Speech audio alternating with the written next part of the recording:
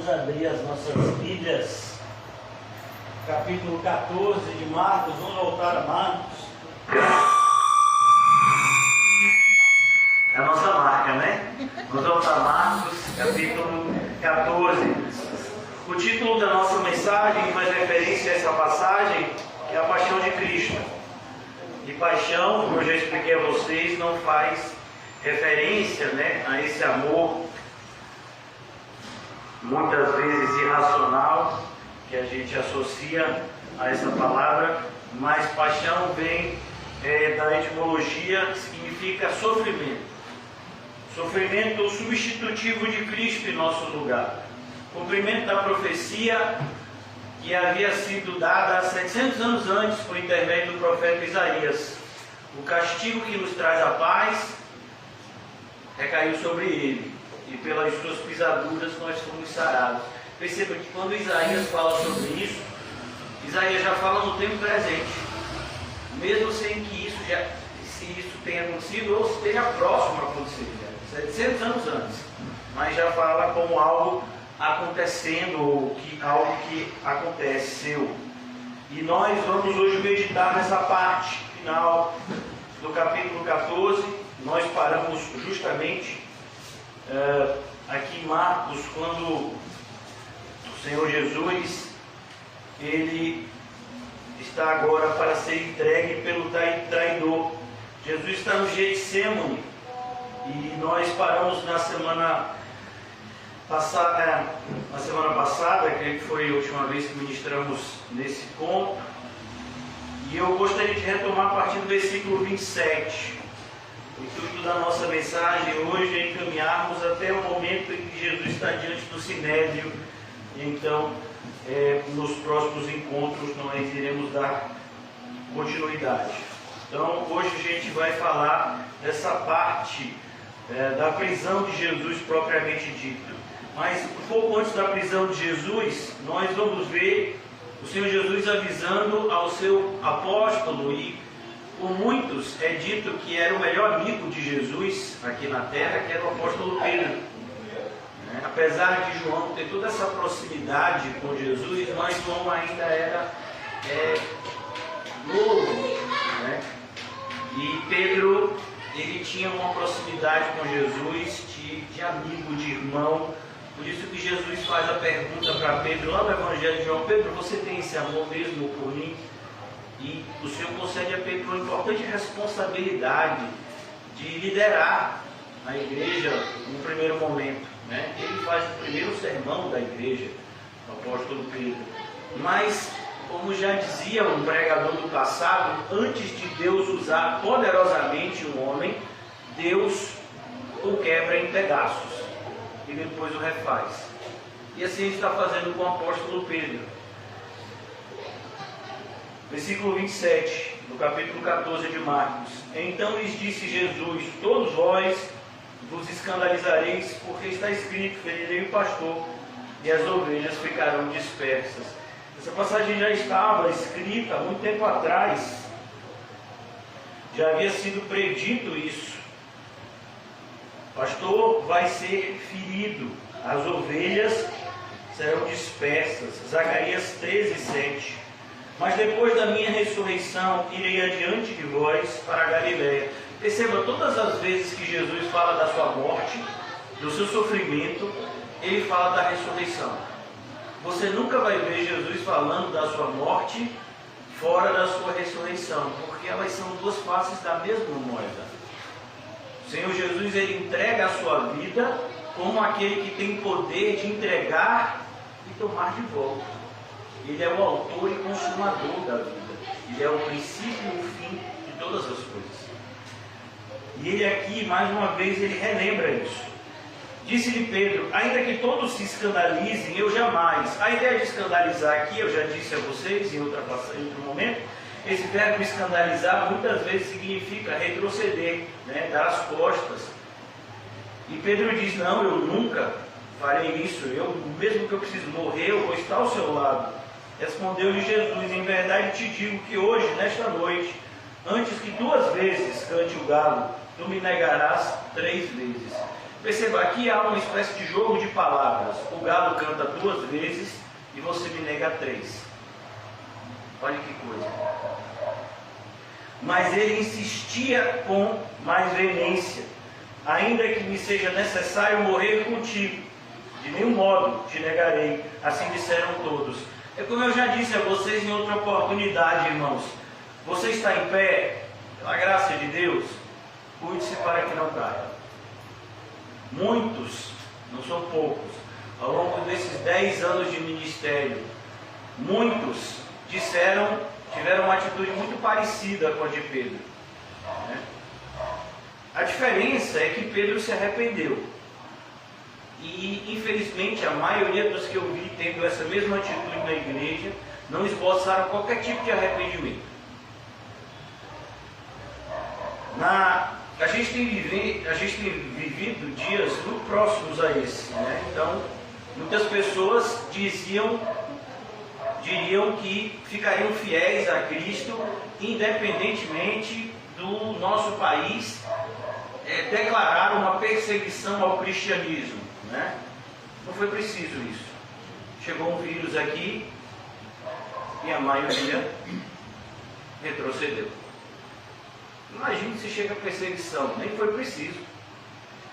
Nem foi preciso perseguição, nem foi preciso um Nero, né, queimar cristãos vivos, como na época do apóstolo Paulo. Nem foi preciso isso, foi só um vírus.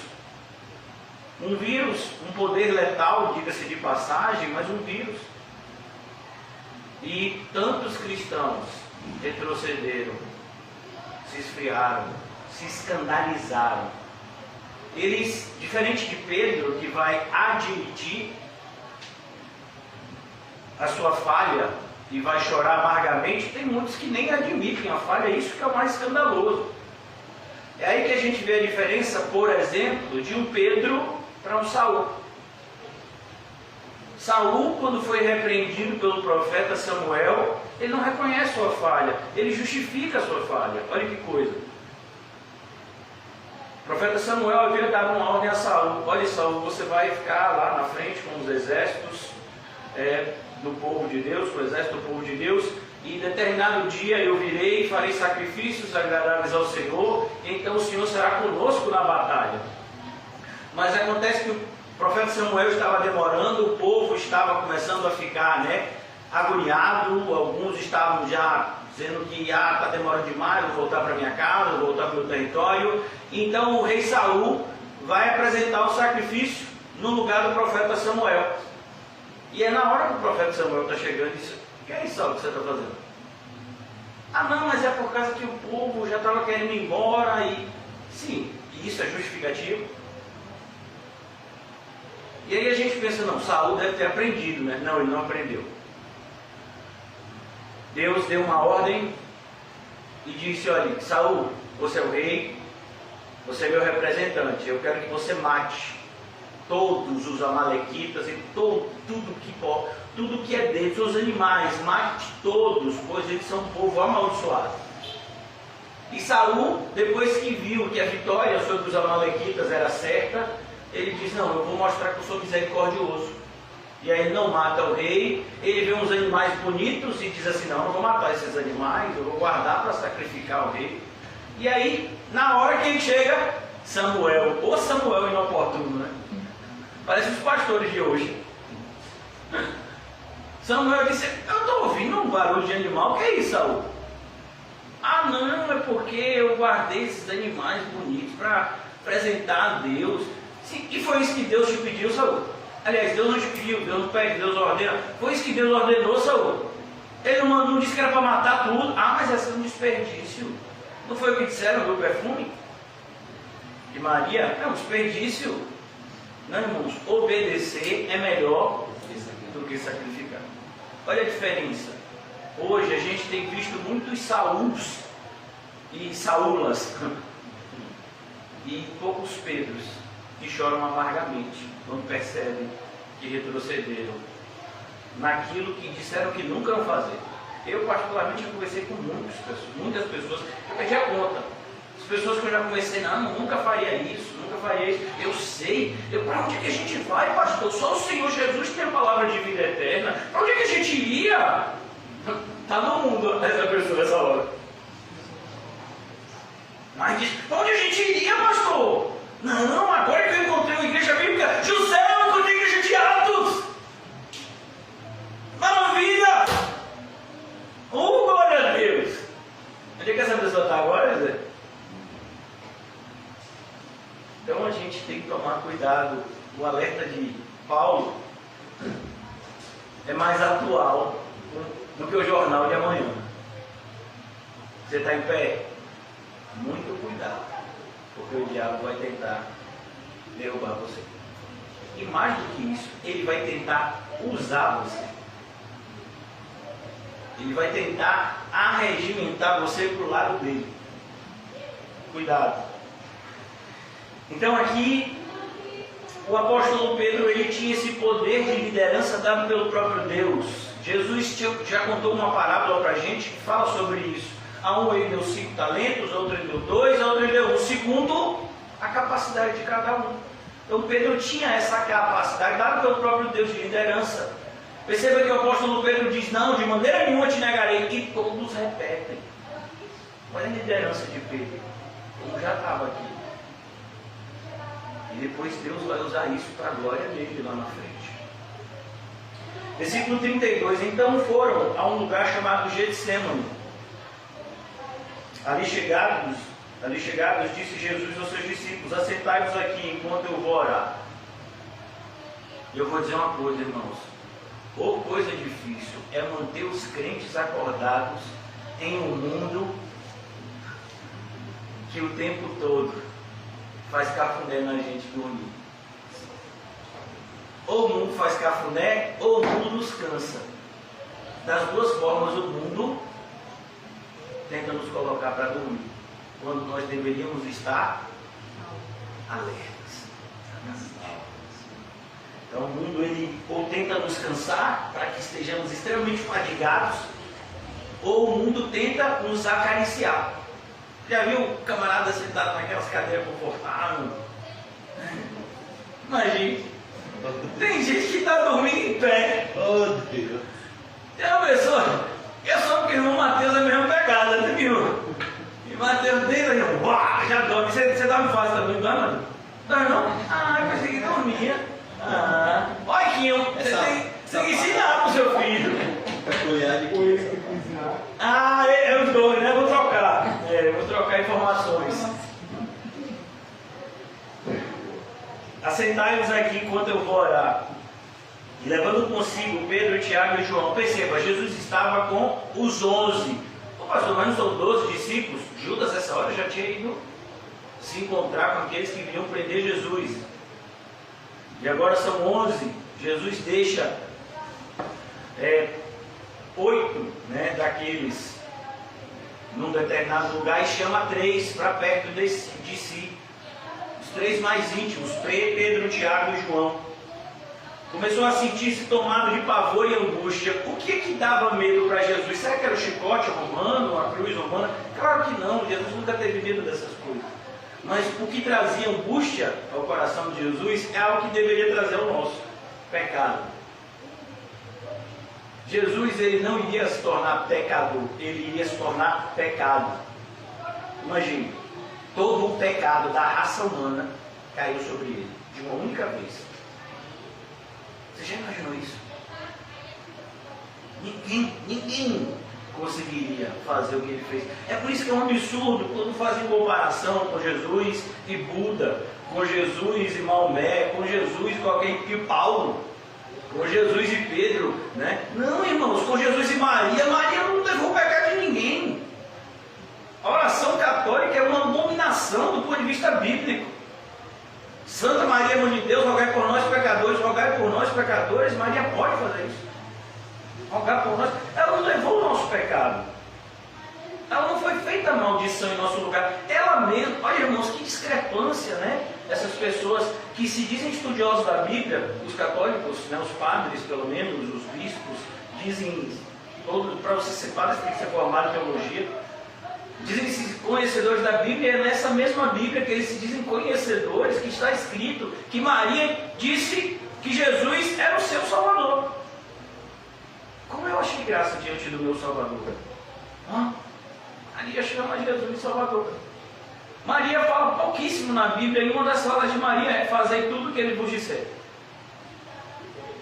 Então a gente tem que tomar cuidado, pois Jesus é único.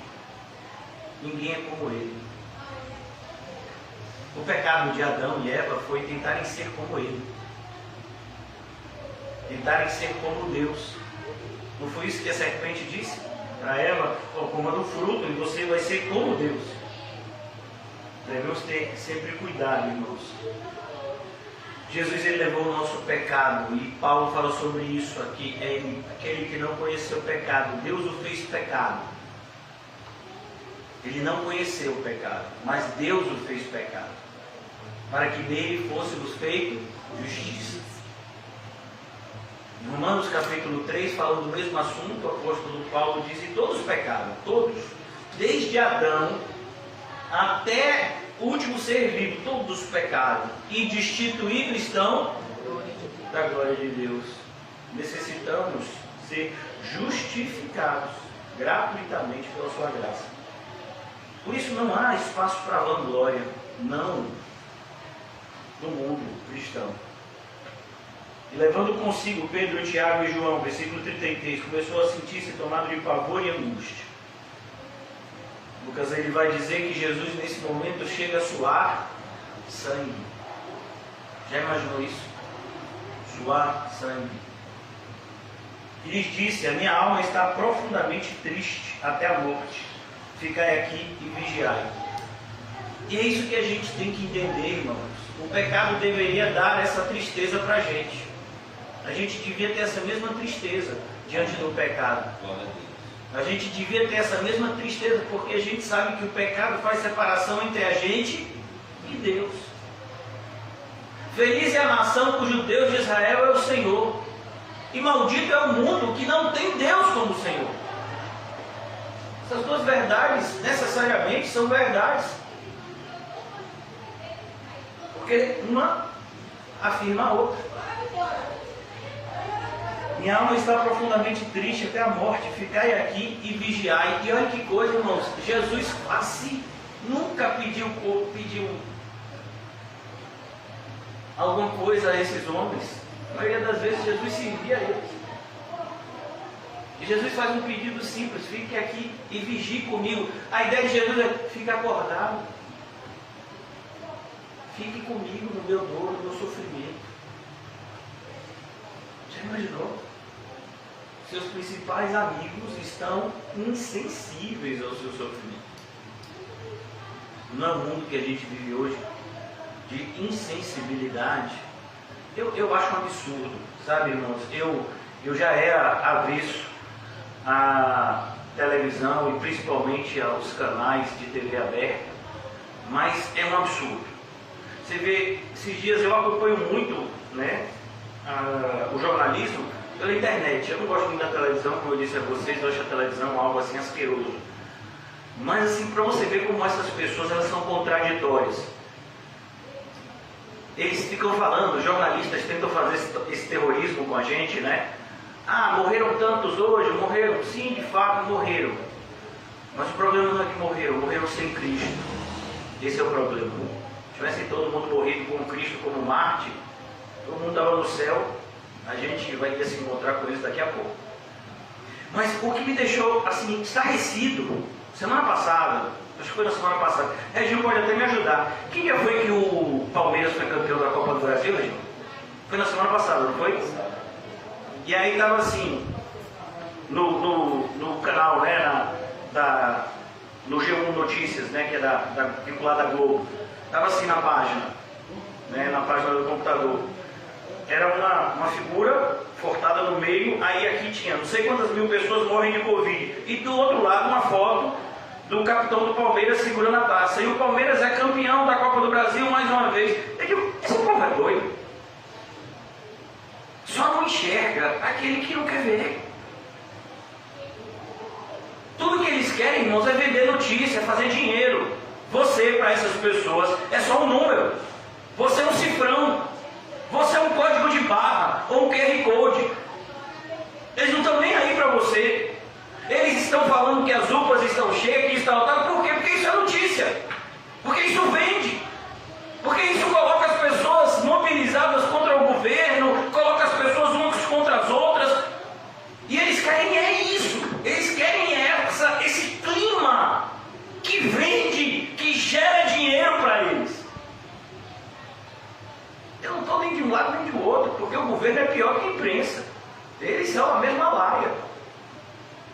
Não estou defendendo o governo, não. Esse governo atual é uma vergonha. E o que estava antes dele era outra vergonha também. Esse presidente aí que foi solto recentemente, né, é um absurdo as coisas que ele fez e falou. Ele disse que era mais inocente que Jesus, imagine. Você esqueceu disso? Eu não esqueci. Né? Mas assim, esse atual que fala mal dele é igual a ele. O problema do ser humano é esse.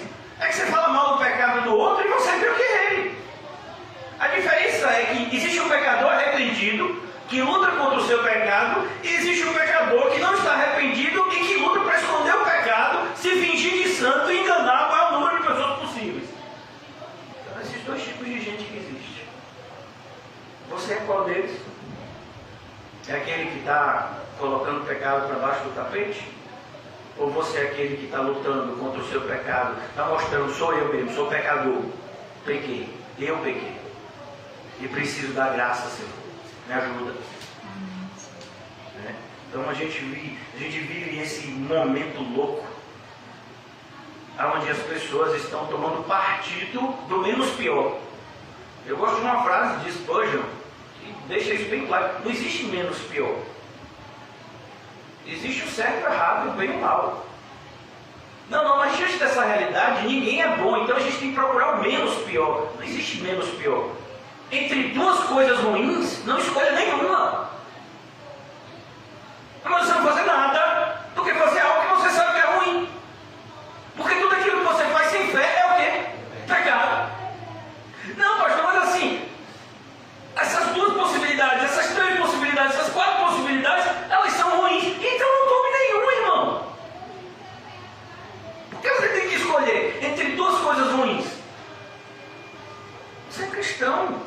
Você é luz. Acho bonito quando Jesus diz: olha, o inimigo está vindo, o príncipe deste século está vindo, o príncipe deste mundo está vindo, e eu não tenho nada com ele. Eu não tenho nada com ele. Eu não tenho o costume de bloquear as pessoas, não, no Facebook, nem no WhatsApp. Mas, irmãos, se você ficar me mandando um negócio de política, eu vou bloquear. De novo, tinha uma pessoa que passou um tempão sem mandar nada. É até parente de uma pessoa que se diz pastora. E essa pessoa que manda se diz evangélica. De evangélico não tem nem o branco dos olhos. E aí começou a me mandar mensagem política, né, favorável a esse atual governo. E eu mandei uma mensagem para ela e disse: para mim, irmão, pelo amor de Deus. Ah, não, mas é porque o outro é pior. E eu tive um direcionamento de Deus, aquele que repreende o tolo. Então eu não repreendi, eu só bloqueei. Eu não vou ficar discutindo com essa pessoa. Já falei tantas vezes que nosso papel não é defender bandeira política, mas pregar o Evangelho. É para isso que a gente deveria usar as mídias sociais, e não para ficar levantando bandeira de político A, B ou C, vertente filosófica A, B ou C, não. É assustador, irmãos. Os evangélicos sendo usados como massa de manobra nesse circo político. A gente já falou sobre isso. Não tem mais os currais eleitorais, o coronelismo do século passado. Foi substituído pelo quê? Pela influência midiática. A influência da televisão e a influência daquele que tem o poder sobre as massas, que hoje em dia é a religião. A religião evangélica, os pastores evangélicos da modernidade, eles têm um poder diabólico sobre aqueles que o seguem. É por isso que Jesus diz para a gente, olha, cuidado em você seguir um guia cego, viu? Porque você vai para o mesmo lugar que ele. E foi o que ele falou dos fariseus, ele diz, olha, eles atravessam o mar para fazer um prosélito. E aquele que se converte na conversa dele é 2 vezes pior do que ele. Por isso que na nossa visão cristocêntrica, na nossa visão bíblica, nós não somos chamados a fazer discípulos para nós. Nós não somos chamados para fazer... nós não temos o foco em quantidade. Não, o nosso foco é pregar o Evangelho. Quem vai converter, quem vai convencer do pecado, da justiça e do juízo, quem vai dizer quantos vão ser os regenerados é o Senhor. Por isso a gente tem que tomar cuidado, irmãos. Quantos de nós temos perdido tempo com aquilo que não é importante? É tudo que o diabo quer. Tirar o nosso foco daquilo que é importante. O diabo ganha de 2 formas na nossa vida. Ele ganha quando a gente é paralisado e ele ganha quando a gente retrocede. Tem muitas pessoas que dizem, não, eu não retrocedi, mas parou por quê? Por que parou?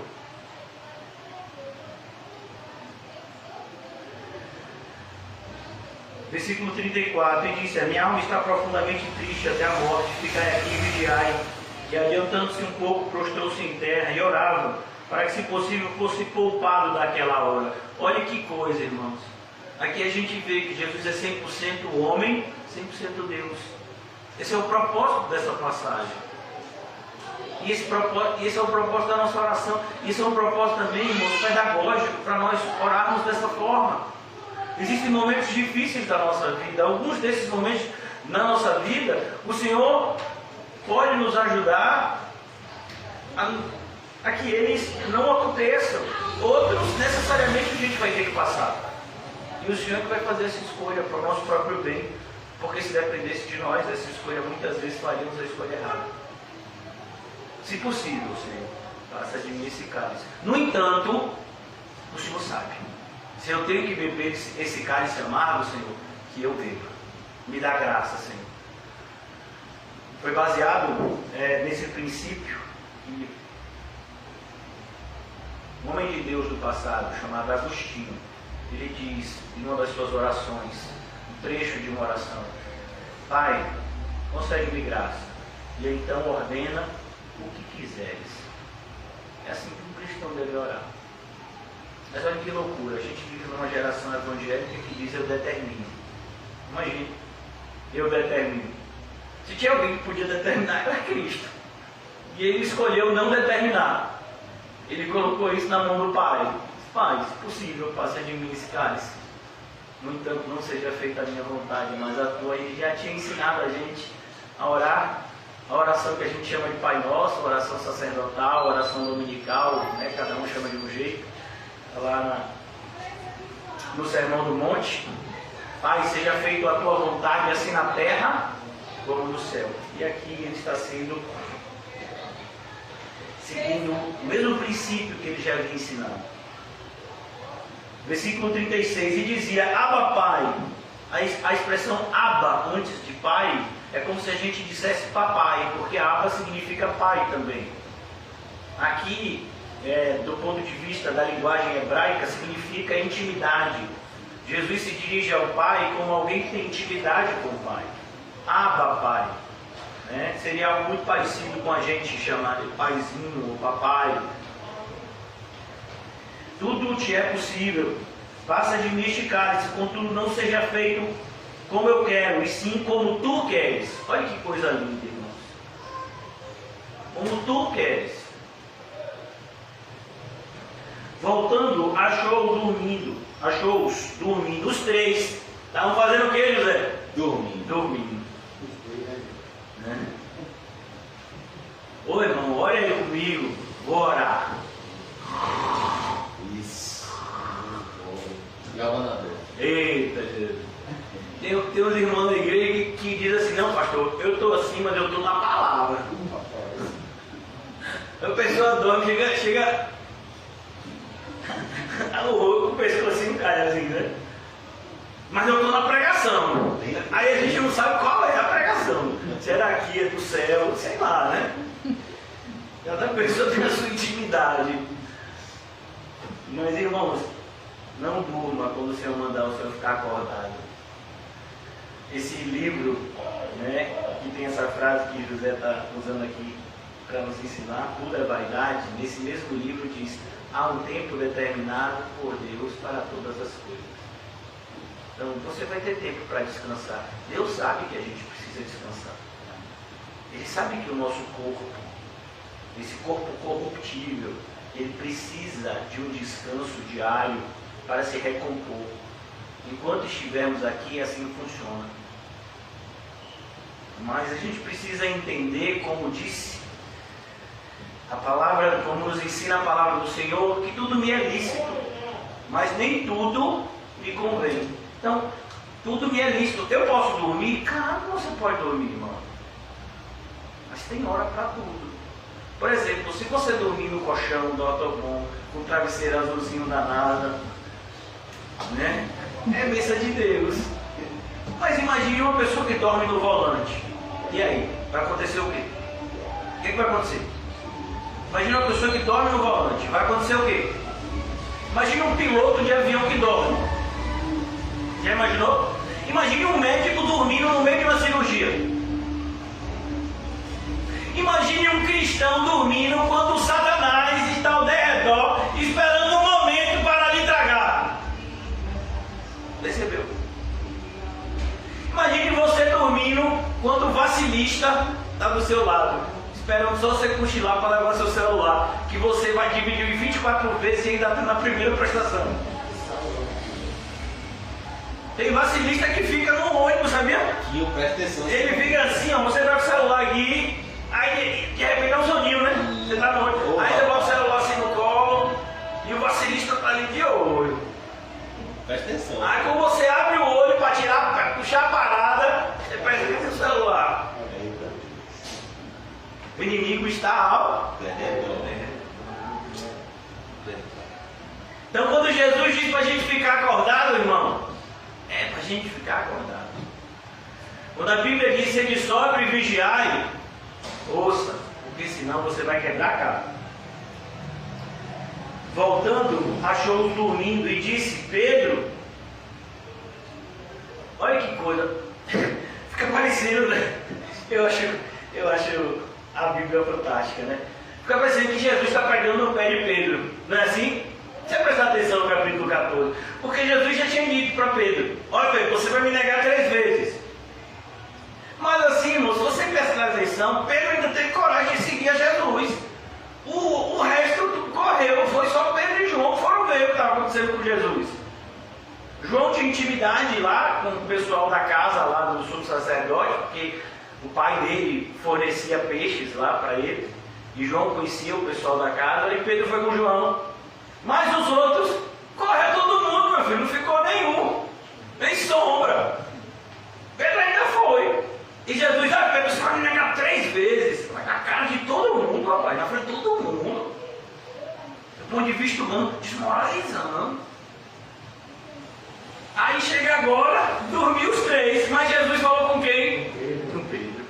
Por causa da influência, irmãos. Se Pedro tivesse ficado acordado, provavelmente os outros 2 também ficariam.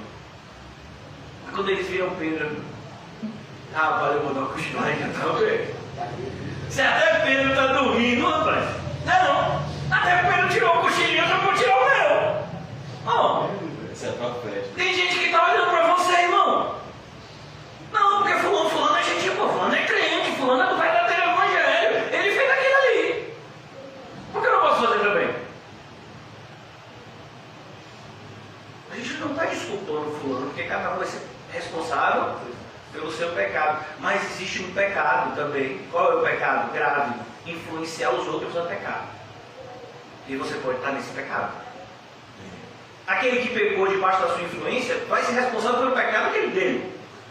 Mas você tem o seu pecado e o pecado ainda de influenciar os outros. Romanos, Paulo fala isso de maneira mais direta. Diz, olha, eles não somente pecam, como estimulam as pessoas a pecarem. Essas pessoas Deus abandona. as suas próprias concupiscências. Isso a gente tem que tomar cuidado, irmãos. Talvez você diga, mas eu nunca escolhi. Eu já conversei com pessoas que disseram, mas eu nunca escolhi influenciar ninguém. Mas não é questão de escolha sua. Deus escolheu por você. Cumpre a você se sentir um privilegiado e cumprir cabalmente o seu ministério. As pessoas estão olhando para nós. A gente precisa influenciar da maneira correta.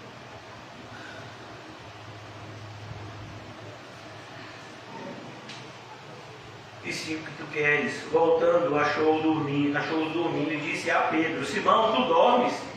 Simão, se você fosse Pedro, o que é que você faria? Mas eles também dormiram, Senhor. O Senhor não vai falar com eles, não. Olha, irmão, durante muito tempo eu tive à frente do CAC, né? E lá no CAC acontecia sempre assim. Quando você ia repreender alguém que tinha feito alguma coisa muito grave, ele sempre dizia, e fulano também fez isso e aquilo, e você não falou nada, pastor. Percebendo? Não tem arrependimento. Ele estava guardando o pecado do irmão, registrado num dossiê, para usar no momento oportuno. Eu vi o que a região fez, mas eu não vou falar agora não. Deixa ele vir dizer alguma coisa comigo. E você? Registrei. Você não manda assim? O avô do ex-prefeito, né, que até pouco tempo atrás era prefeito, o ACM, ele ficou muito conhecido por essa estratégia. Na época dele, ele tinha dossiê de todos os seus inimigos. Ele mandava pesquisar assim os podres dos seus inimigos, né? E aí quando algum inimigo político dele, algum adversário político dele estava fazendo alguma coisa, ele dizia, olha, eu tenho isso aqui contra você, e aí, como é que vai ser? Você acha que mudou? A política continua tão suja quanto era. Iludem-se aqueles que pensam que isso vai mudar. Não pudeste vigiar nem uma hora, Pedro. Nem uma hora, Pedro. Você que disse que morreria por mim, não vigiou uma hora. Eu fico imaginando, e se tivesse me matado nessa uma hora, Pedro? Você estava fazendo o quê?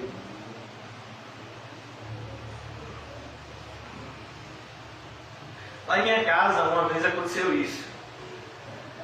Eu esqueci a chave, e aí eu bati durante quase 50 minutos e ninguém abriu. E aí eu tive que pegar uma escada e subir, muito perigoso que eu fiz, que ninguém faça, né? E aí subi e entrei pela varanda, assim, né? Quase 4, 5 metros de altura. E aí quando eu entrei, eu só se assustou, porque, digo, meu Deus do céu, a pessoa está fora de casa. E se eu tivesse morrido? Não ia nem notar. No outro dia, ele disse, rapaz, acho que está faltando alguém nessa casa. Parece aquele filme que assistiu, né? Esqueceram de mim. Que tinha um monte de criancinha, né? Aí eles contavam as cabeças. Aí depois, a gente esqueceu um. Socorro. Cuidado, irmãos. Seja sensível. Portem-se uns com os outros. A Bíblia diz que nós devemos cuidar uns dos outros. E assim cumpriremos a lei de Cristo. Voltando, achou dormindo e disse, Pedro, Simão, tu dormes, não pudeste vigiar nem uma hora. Vigiai e orai. E aqui Jesus muda. Antes Jesus disse o quê? Olhe, eu peço que vocês fiquem aqui e vigiem comigo. Vigiai, é o que ele diz no versículo 34. Ficai aqui e vigiai. Agora no versículo 38, Jesus acrescenta orai. Por quê? Porque se não orar não consegue vigiar. Essas duas ações, elas estão conectadas. Se você não estiver orando, você não consegue vigiar. E se você disser que está orando e não está vigiando, a sua oração é falsa. E a gente já sabe que tem oração falsa. Tem oração que Deus abomina. Imagine, Tem gente que ora na carne. Isso não agrada a Deus. Então, vigiai e orai, para que não entreis em tentação.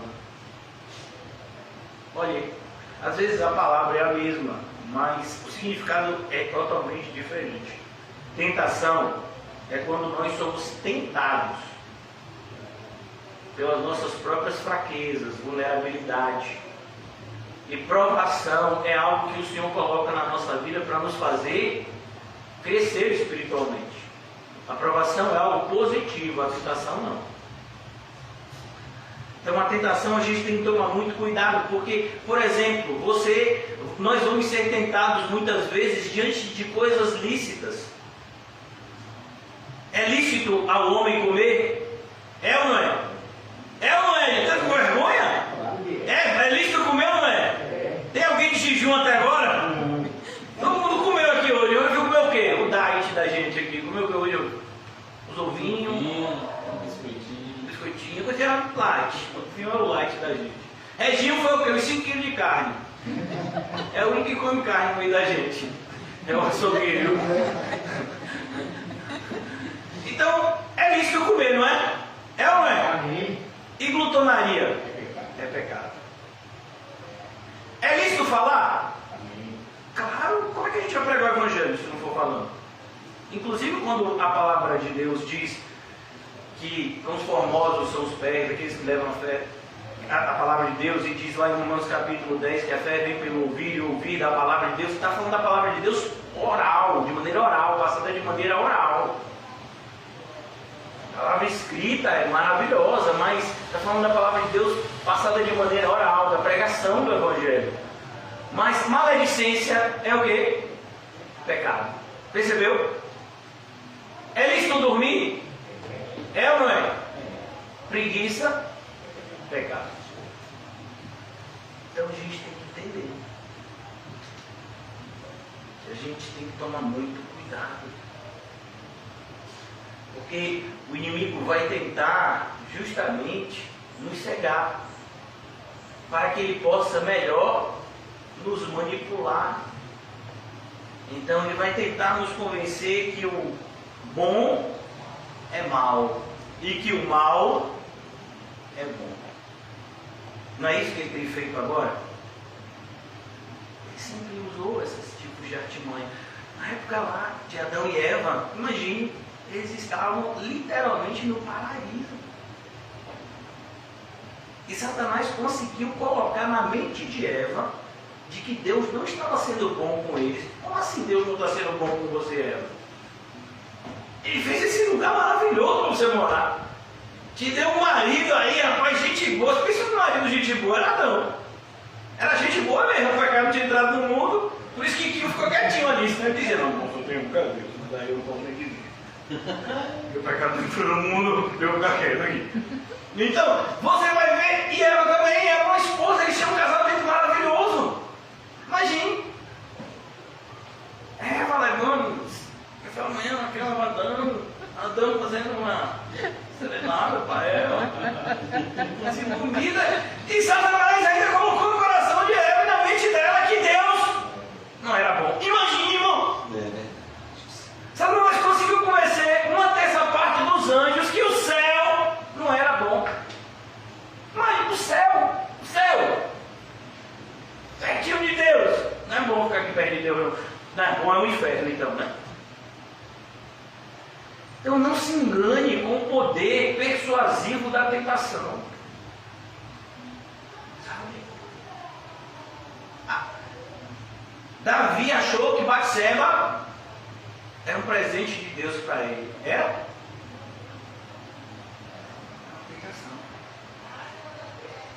Ele precisava fazer o que seu ancestral fez. José, morreu.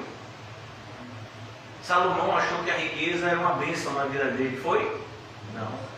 A riqueza fez Salomão perverter o seu coração. É a mesma coisa. Ter dinheiro é ruim. Se você está com problema de ter muito dinheiro, pode conversar com o Quinho, com o José. A irmã as duas irmãs aqui também estão, né? Se tiver esse problema, ela pode te ajudar, a irmã Rita, né? comprar umas coisinhas para Calmon, para agradar ele. Irmãos, o problema não é o dinheiro. O problema é o uso que a gente faz dele. As pessoas colocavam o dinheiro aonde os pés apóstolos. Quantas pessoas ofertavam para o ministério de Jesus? Lucas fala sobre isso. Então a tentação é justamente isso, coisas que nos são lícitas, mas o inimigo vai tentar se aproximar da gente nesses momentos em que na maioria das vezes a gente baixa o escudo. Então se você está num lugar propício a dormir, como é que você não vai dormir? Está de noite, está um ventinho gostoso, você está debaixo de uma árvore, aquele terreno assim macio, sabe?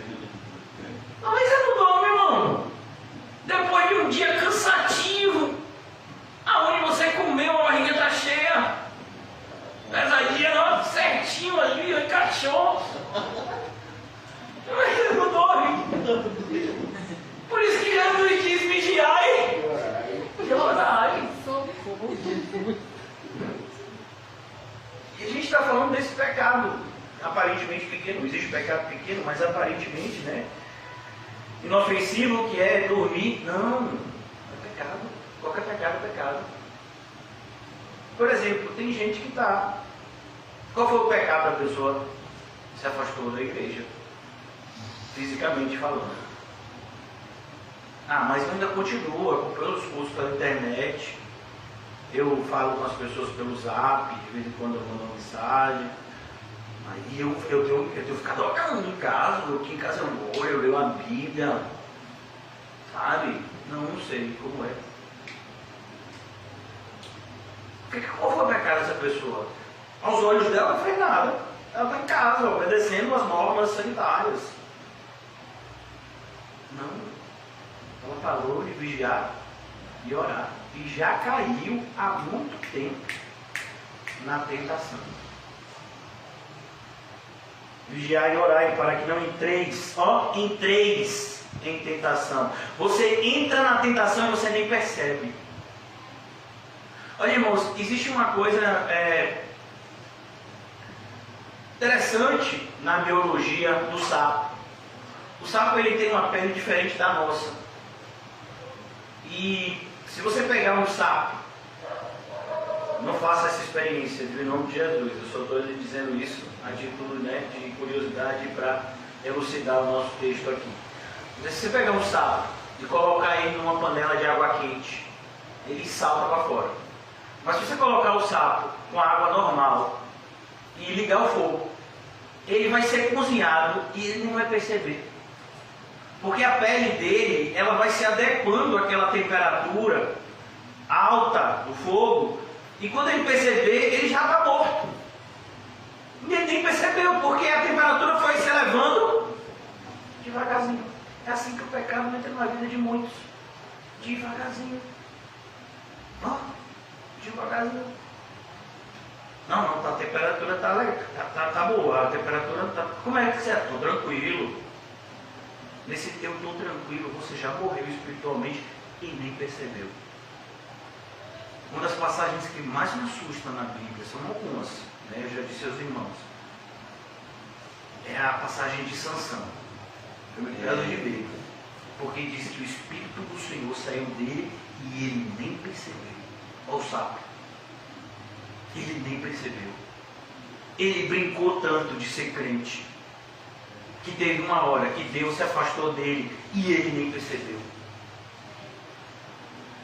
E esse foi o problema da igreja de Laodiceia. Eles estavam tão ensoberbecidos neles mesmos que Jesus se ausentou da igreja e eles nem perceberam. É por isso que tem gente que faz uma interpretação totalmente equivocada de Apocalipse 3. Eis que estou à porta e bato. Um monte de gente usa esse texto para evangelizar. Meu Deus, esse texto é dito para crentes que estão desviados. Isso não é uma mensagem para você evangelizar o ímpio. Você evangeliza o ímpio dizendo arrependa-se. Mas o desviado você fala, Jesus está à porta, você botou Jesus para fora, você nem percebeu. Não é possível. Não, mas eu sou crente. Eu sou mais crente que vocês. Por exemplo, a igreja de Laodiceia, se eu perguntasse para os crentes de Laodiceia se eles se achavam mais crentes que a igreja próxima deles, que era a igreja de Filadélfia. Ah, a gente é muito melhor que Filadélfia. Filadélfia, uma igrejinha daquela. Aquela igreja lá, que os crentes de lá têm uma fama ruim. Dizem até que eles são endemoniados. Não era o que diziam os judeus? Falavam mal dos crentes de Filadélfia. E Jesus disse para os crentes de Filadélfia: eu sou com vocês, e eu vou mostrar para eles que eu sou com vocês. Aqueles que falam mal de vocês, eu vou mostrar que eles é que são os maus. Então a gente tem que tomar cuidado, porque o pecado ele vai entrando devagarzinho na nossa vida e de repente ele nos domina e a gente nem percebe. É assim mesmo. É como o sono. A gente não dorme, com exceção de alguns. A gente não dorme parecendo uma pessoa que tombou. Você já viu uma pessoa que tombou? Uma vez eu fiz um exame chamado, aquele que enfia o negócio na boca, endoscopia. Eu nunca tinha feito endoscopia, estava assustado, né? Tentei adiar várias vezes. Eu estava com uma gastrite bem, não sabia ainda que tinha gastrite, né? E estava precisando fazer aquele exame na época. E aí marquei o exame e fui fazer.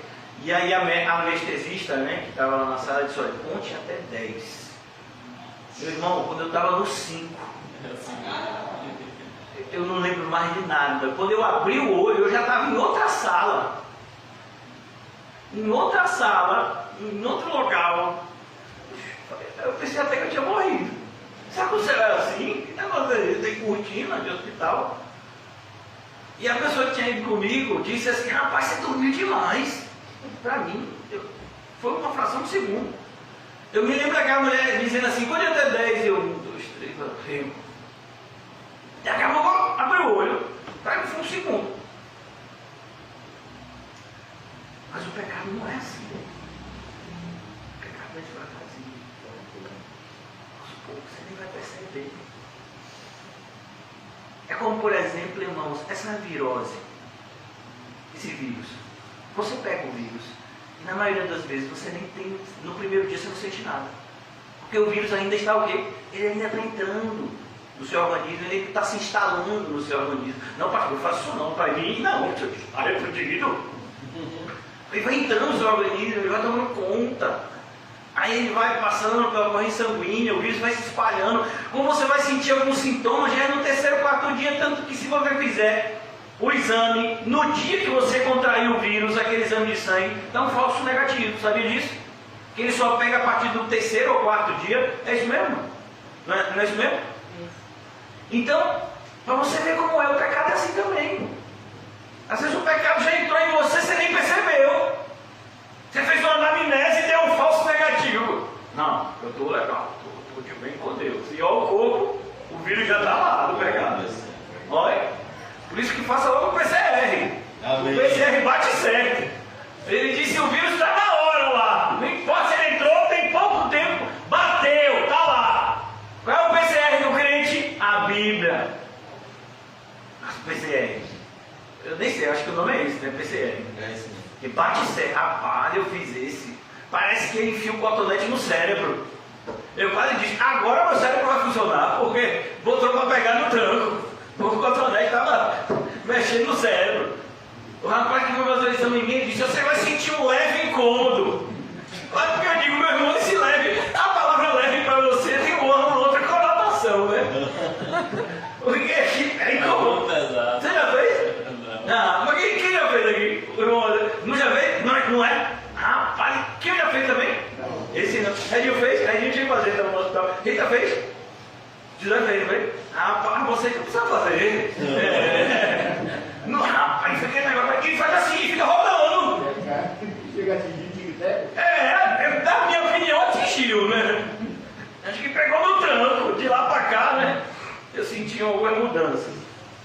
Então aqui a ideia é que Jesus acrescenta: vigiai e orai. Vigiai e orai para que não entreis em tentação. O Espírito, na verdade, está pronto. Olha que coisa, o Espírito está pronto. Você tem a palavra de Deus, o Espírito Santo de Deus te foi dado, o Espírito está pronto. Mas a carne é fraca. Paulo ajuda a gente a entender melhor essa passagem. capítulo 5 de Gálatas, ele diz: cuidado.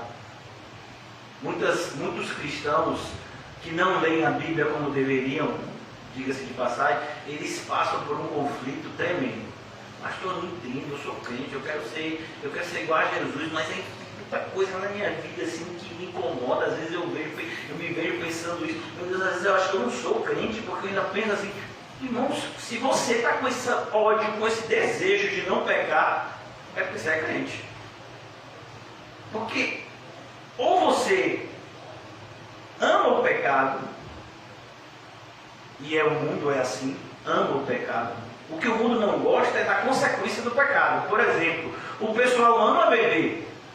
Quem bebe muito, né? Ama consumir bebida alcoólica. Mas se receber um diagnóstico de cirrose, gosta? A pessoa ama fumar, mas quando pega lá um câncer no pulmão, gostou? Você já viu o pulmão de uma pessoa que fumou durante 10, 20 anos como é? A cor que é, você já viu? A quantidade de nicotina presente no pulmão da pessoa. Mas quando a pessoa está ansiosa, puxa aquele cigarro e fuma. Eu falo, meu pai, por exemplo, fumou quase 20 anos. E ele já parou de fumar, já tem mais de 30 anos. E o médico diz, ainda tem resquícios. Imagina, tem 30 anos já que parou de fumar. Mas se olhar o pulmão dele e diz, você já foi fumante, né? Porque fica lá. Então, a pessoa ama fumar. Não ama? Quem gosta de fumar, pega aquele cigarro, tá nervoso, fuma, depois do almoço fuma. Eu tinha um amigo quando eu era ímpio, que ele era um fumante, ele começou a fumar 14 anos. A gente foi colega de faculdade, toda vez que ele terminava o almoço, ele fumava. Imagine. Ele ia para algum tipo de festa, fumava. Eu disse, rapaz, você era viciado no cigarro, né? Não sou viciado, na hora que eu quiser parar, eu paro. Nunca parou até hoje.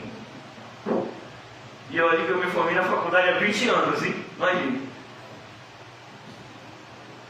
Então, as pessoas, elas amam pecar. O que muitas vezes as pessoas não gostam é o caso de Judas. Judas gostou quando recebeu as 30 moedas de prata. O que ele não gostou foi o quê? Da consequência disso. Já o cristão não. O cristão, ele não gosta do pecado. O cristão se incomoda com o pecado. Rapaz, você não fez nada, você só passou o dia todo pensando coisa feia. Por que você está tão triste assim? Porque eu passei o dia todo pensando coisa feia. Não, mas você é uma pessoa tão boa. Não sou bom não, você precisa ver o que tem aqui na cabeça. Isso é um cristão. Paulo, você é um santo. Paulo, santo, eu sou o maior pecador que eu conheço. Então essa é a diferença do cristão para o não cristão. Lá em Gálatas 5, Paulo diz, porque a carne milita contra o espírito. Olha as duas coisas que Jesus usa aqui. As mesmas palavras. A carne e o espírito estão, e esse verbo, hoje eu vou concluir aqui, irmãos, por conta do tempo. Esse verbo milita é um verbo de característica militar, que significa estão em guerra. Não é simplesmente que eles estão em oposição. Não, eles estão em guerra. Um contra o outro, a carne e o espírito. Agora imagine, dentro de você está tendo uma guerra. Já imaginou, irmão? Por isso que você, às vezes, o cristão fica...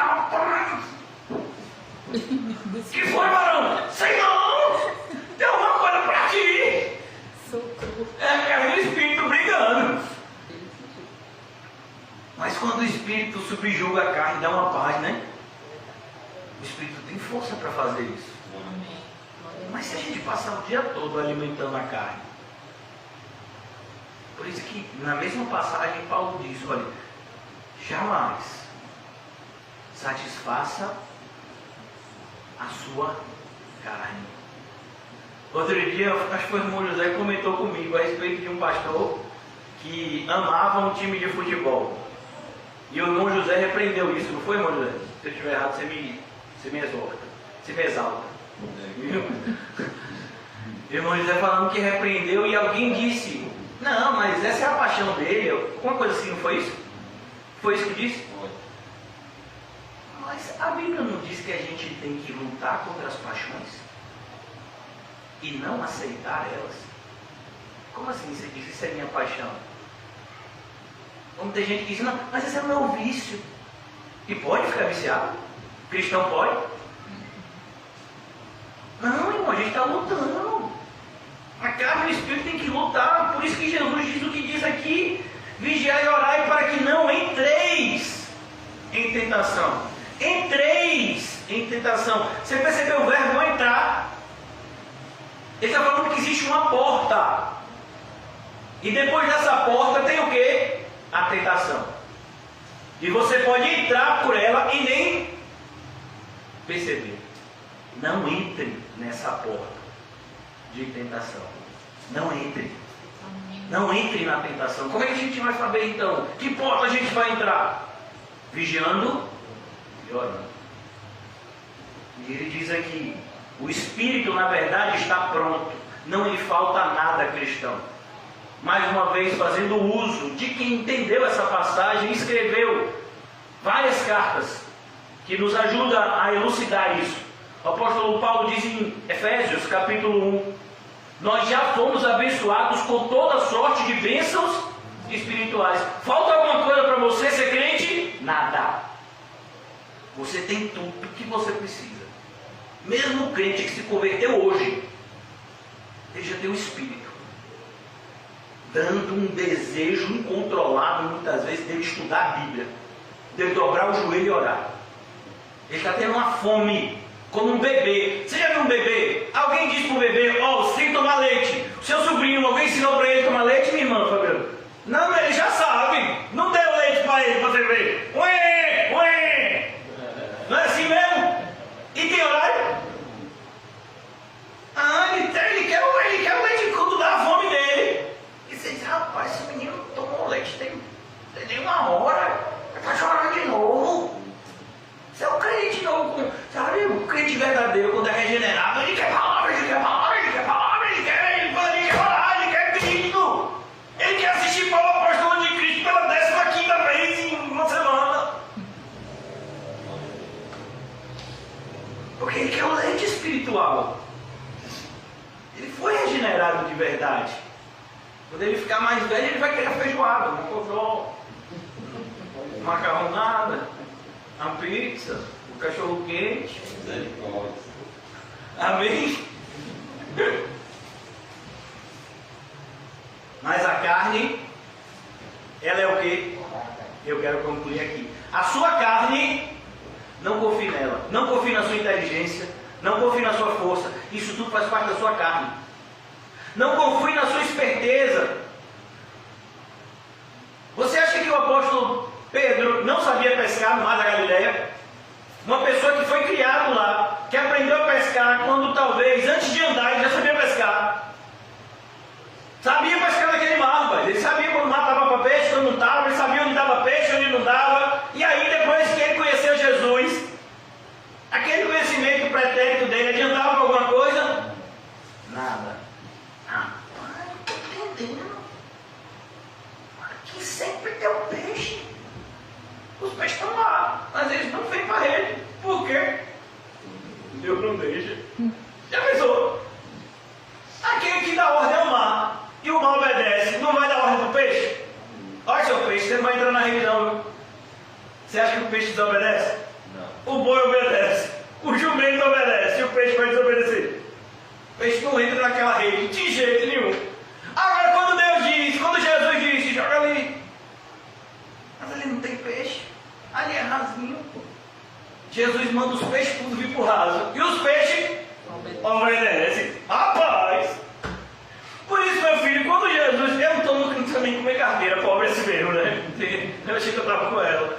Mas é que ela fica aumentando a coluna, eu acho. E está vazia quase sempre, só porque é ela, né? Então você tem que tomar cuidado, irmãos, porque quando Deus quiser que a sua carteira tenha garopa, onça, e de vez em quando um lobo, é lobo agora? É um ano de 200? Tem gente que diz: pastor, eu só vi na televisão. Eu achei que era falso aquela nota. Uma vez tem um amigo meu que disse assim: rapaz, eu peguei uma nota de 200 e te enganaram, bobo. Não enganaram não, tem mesmo, é porque é rara. Imagine, salário mínimo é R$1.100, não é isso? Um desconto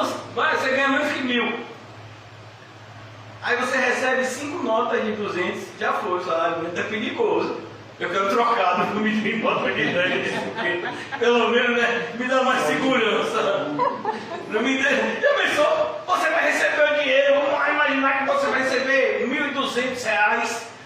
E aí aquele dia, imagina, vai ficar milionário, R$1.200. E aí o camarada vem com 5 notas de 200. Não tem nem graça, né? A gente fica até constrangido. E a nota de 200 parece que é no banco imobiliário. Que o dinheiro é maior, mas a nota é menor. Olha que propaganda enganosa. Quando Deus disser que para o lobo entrar na sua carteira, ele entra. Se Deus mandar a onça entrar na sua carteira, ela entra. Deus manda nos animais. Olha. Agora, se Deus disser, não tem onça na sua carteira. Já foi. Mas eu estou fazendo assim direitinho. Eu estou fazendo a propaganda, eu estou fazendo isso, eu estou fazendo tudo certinho, trabalhando certo, eu tenho meus currículos e tudo, mas não dá. Já falei com aquela minha peixada. Quando a pessoa me diz assim, falei com a peixada, eu falei, como foi? Falou com peixe? Você fala com você é Aquaman? A moqueca é onde? É. Não, pastor, eu tenho um costa quente. Eu digo, como é, meu filho, essa costa quente? É alguma banheira de dar massagem? Como é? A pessoa acende uma fogueira nas suas costas, não entendi, costa quente. Não, já falei com aquele meu parente que é cabeça cara. Por que tem alguma cabeça que é mais cara que a outra? Como é que é isso? É o quê? Cabelo ou é o que faz diferença? Não adianta, meu filho. Mas como é que pode? Agora fulano sempre quebrou meu galho nessas horas, mas ele disse que agora não tem jeito. Olha. O trono não está desocupado. A cruz, ela está vazia. Mas o trono está ocupado e José já mostrou para a gente na semana passada.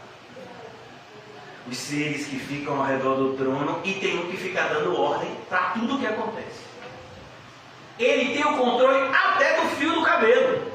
Você pensa que não tem cabelo? Que não tem sim, meu filho. Toda semana você cortar. Ontem o irmão para mim disse que esse cabelo já está precisando cortar de novo. Olha, coitado do bichinho. Depois ele está aqui que ele não tem cabelo. Outro dia passou um camarada lá na igreja, lá do Alto das Pombas. Ô, sem cabelo! Eu não gosto de falar essa palavra não. Mas sem cabelo, que eu acho ela meio desrespeitosa. Ô, sem cabelo! E aí quem falou? Ô, meu irmão, você sabe meu nome, por que tá me chamando assim, né? Mas até nisso, quem que tem controle? Deus. E você acha que Deus não está no controle disso tudo? Olha, irmãos, já passei do horário, me perdoem. Mas assim, no começo, antes da gente iniciar, eu estava conversando com o Rita, irmão comum, né? Ele foi diagnosticado com Covid e ele está, mas graças a Deus, está bem, né, Rita? Está bem, está sem sintoma nenhum, mas a gente tem que orar porque creio que um dos problemas maiores que ele tem Covid é psicológico, né? A pessoa fica abalada, assim, ouve tanta notícia, né? Fica abalada. Mas uma das coisas mais interessantes desse vírus é que ele é totalmente imprevisível. Pessoas que você diz assim, rapaz, fulano pegar o Covid, vai ser sério, fulano vai ser entubado, fulano vai ser grave, porque ele já tem problemas respiratórios graves. Imagina se ele pega o Covid. As minhas 2 filhas, elas têm problemas respiratórios desde a infância. E elas tomam antialérgico quase todos os dias, para não produzir catarro, para não ter pneumonia, porque elas já tiveram quando eram pequenas. Elas tiveram Covid. E nem souberam quando tiveram. Só foi saber depois quando foi o exame que o IgG já deu positivo, dizendo que ela já tinha anticorpos. Eu nunca tive problema respiratório. Sempre fui uma pessoa que pratiquei atividade física. Sempre tive, fôlego de sol. Nunca fumei. E quando eu peguei o Covid, os irmãos viram o que aconteceu comigo. Que isso? É a soberania de Deus. No mundo que tenta negar a existência de Deus. Olha que loucura. O mundo tenta dizer, Deus não existe. E Deus pega um vírus e diz: olha como é que eu acho. Eu boto na cama quem eu quero. Eu tiro quem eu quero. Vão ter pessoas que vão ter o vírus e nem vão saber, porque eu quero que seja assim. Vão ter pessoas que vão ter o vírus e vão ser internadas e vão a óbito, porque eu quero que seja assim. Porque o nascimento, o início da vida e o final da vida sempre estiveram na mão de Deus. Agora parece que até 2019 o homem achava que era ele que mandava na sua vida. Foi preciso um vírus chegar e dizer: não, quem manda na vida é Deus. É Ele que manda. A Bíblia vai dizer: antes que o primeiro dia viesse, Deus já sabia o nosso final. E aí a gente está diante de um grupo de pessoas que querem negar isso. Ô irmão, eu quero concluir agora sim, vou concluir em nome de Jesus. Em vão vigia o sentinela. Não é para você não vigiar, tem os cuidados sanitários. Faça, né? Dê um bom testemunho para que as pessoas não tenham o que falar da gente. Mas a gente sabe que quem nos protege é Deus. Se chegar a sua hora, você não vai ficar com medo. Você não vai se sentir amaldiçoado. Não. Combati o bom combate. Acabei a carreira, guardei a fé. Mas se não chegar a sua hora, come e bebe. Que a jornada é longa. Para a maioria de nós vai ser essa frase. Vamos orar. Obrigado, Senhor, pelo dia de hoje. Por toda a graça soberana e maravilhosa que o Senhor tem demonstrado nas nossas vidas, derramando abundantemente sobre nós. Abençoa, Senhor, a vida do irmão Calmon, que ele tenha uma recuperação tranquila e que durante esse momento, Senhor, dessa enfermidade, ele possa ter uma intimidade contigo que ele não teria de outra forma. Eu oro para que ele saia dessa enfermidade muito mais espiritual do que ele entrou nela. Seja assim nas nossas vidas também, Senhor, que as dificuldades não nos esfriem, mas aqueçam o nosso cristianismo, nos façam cada vez mais brilhar a Tua luz, Senhor Jesus. Pegue-nos em paz, leva-nos em segurança aos nossos lares e nos mantém guardados em Ti, Senhor Jesus. Eu oro para que nós estejamos seguros, não apenas fisicamente, mas espiritualmente, Senhor. Para que não venhamos a ser contados como a mulher de Ló, que já estava fora, aparentemente, do perigo, fora de Sodoma e Gomorra, mas ela olhou para trás e transformou-se em uma estátua de sal. Não seja assim com a gente, Senhor. Que a gente não venha olhar para trás, que a gente não venha a desejar esse mundo tenebroso, mas que uma vez que já ressuscitamos com Cristo, venhamos a buscar as coisas que são do alto e, nos satisfazendo em Cristo, possamos aprender a viver contente em toda e qualquer situação.